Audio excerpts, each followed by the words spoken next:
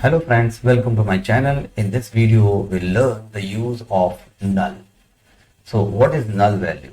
A field with a null value is a field with no value.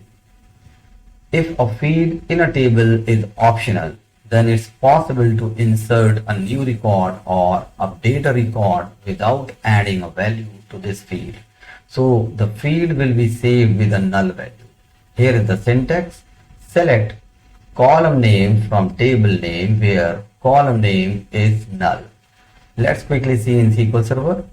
Let's open SQL Server and select the database, click on name query and just drag and drop one of the existing table customers here and then select star from customers. Just execute it. You can see that in the last column create date have few null values. So that means these are the optional value where we can put the value or we cannot. So let's run the query with null select star from customers where create date is null. Let's select the query and execute.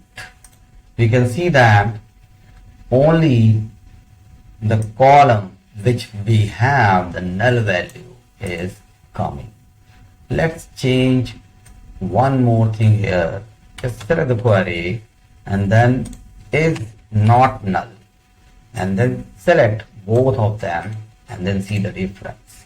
You can see that in the above query, as we mentioned, is null. So it is selecting the data from customers table where create date is null.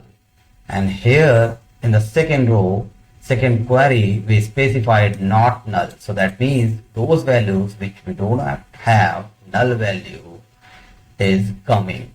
So this is how we can use is null. So this is one of the interview question as well. So this is the difference between is null and is not null. So that's it from this video. Thank you for watching.